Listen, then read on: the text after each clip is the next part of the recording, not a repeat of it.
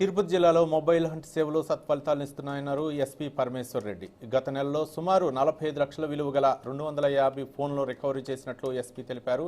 4 విడతల్లో 1,19 లక్షల విలువ గల 780 సెల్ ఫోన్లు బాధితులకు అప్పగించినట్లు వివరించారు. మొబైల్ పోగొట్టుకున్న వారు 9490617873 పోలీస్ వాట్సాప్ నెంబర్కు ఫిర్యాదు చేయవచ్చన్నారు. నేరస్తులపై ప్రత్యేక నిఘా ఉంచినట్లు చెప్పారు. సైబర్ నేరాలపై నిరంతరం నిఘా ఉంటుందన్నారు. జిల్లా వాసులు సైబర్ క్రైమ్పై అవగాహన పెంచుకోవాలంటున్న ఎస్పీ పరమేశ్వర్ రెడ్డితో మా ప్రతినిధి గిరినాథ్ రెడ్డి అందిస్తున్న ఫేస్ టు ఫేస్ చూద్దాం.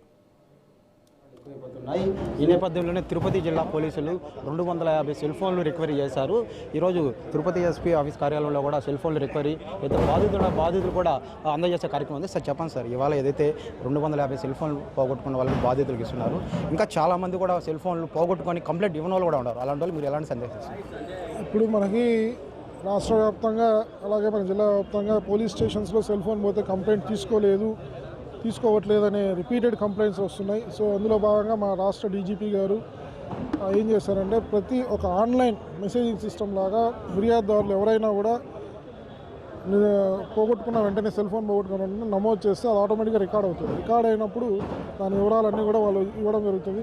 సో ఎక్కడైనా ఆ ఫోన్ స్విచ్ ఆఫ్ అయిపోయింటుంది, తర్వాత ఆన్ అయిన తర్వాత ఎవరు వాడుతున్నారో కనుక్కొని దాని ద్వారా పోలీసులు లోకల్ పోలీసు ఎవరైతే లోకల్ పోలీసు అలాగే మన పోలీసు అంతా కూడా కోఆర్డినేట్ చేసుకుని అవి తెప్పించడం జరుగుతుంది.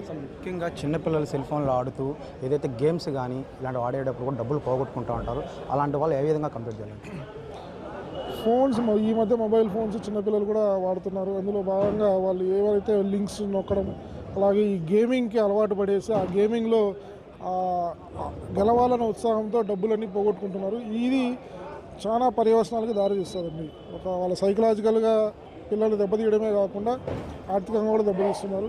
పేరెంట్స్ పిల్లలు మొబైల్ ఫోన్స్ ఏ రకంగా వాడుతున్నారు, అసలు వాళ్ళకి అవసరమా అనేది కూడా ఆలోచించాలి పేరెంట్స్. ఈ మధ్యకాలంలో లోన్ యాప్ల్లో అప్పులు తీసుకొని కట్టలేని పక్షంలో వాళ్ళకి బెదిరింపులు వచ్చి ఫోటోలు కూడా మార్పింగ్ జరుగుతుంది. అలాంటి వాళ్ళు మీరు ఎలాంటి సజెషన్ ఇస్తారు సార్?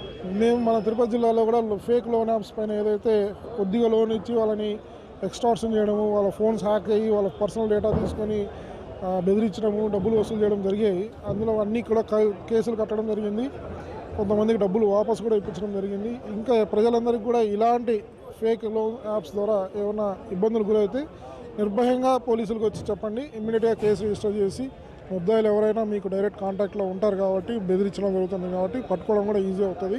సో తద్వారా మీరు దాని నుంచి విముక్తి పొందడం కూడా జరుగుతుంది. వాట్సాప్లో ఫెస్టివల్ లింక్స్ అంటూ కొన్ని లింక్స్ ఫార్వర్డ్ అవుతున్నాయి. ఇలాంటి దాన్ని లింక్ నొక్కితే ఎలాంటి విపరీతం జరుగుతుంది?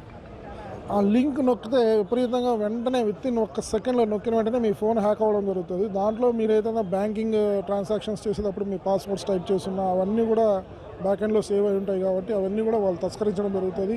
అలాగే మీ పర్సనల్ ఫొటోస్, ఫ్యామిలీ మెంబర్స్ ఇవన్నీ ఫొటోస్ అన్నీ వాళ్ళు తీసుకొని మళ్ళీ మీరు బ్లాక్మెయిల్ చేయడము లేదా మీ అకౌంట్లో డబ్బులు కాజేయడం జరుగుతుంది. సో ప్రజలందరికీ కూడా వాట్సాప్ ద్వారా కానీ నార్మల్ మెసేజ్ ద్వారా కానీ ఏమైనా లింకులు వస్తే మాత్రం దయచేసి వాటిని టచ్ చేయకండి, ఆన్ చేయకండి. ముఖ్యంగా తల్లిదండ్రులు కానీ యువతకు కానీ ఇచ్చే సందేహం అంటే మొబైల్ సాధనం అనేది మొబైల్ ఫోన్ అనేది ఒక సమాచార సాధనం. అది దాన్ని మంచి కోసం ఉపయోగించి ఒక వ్యక్తి సౌకర్యార్థం అలాగే జ్ఞానం పొందడానికి ఆ మొబైల్ ఫోన్ ఉపయోగించాడు. అంతేగాని ఈ విపరీతమైన గేమ్స్ ఆడడము, మనీ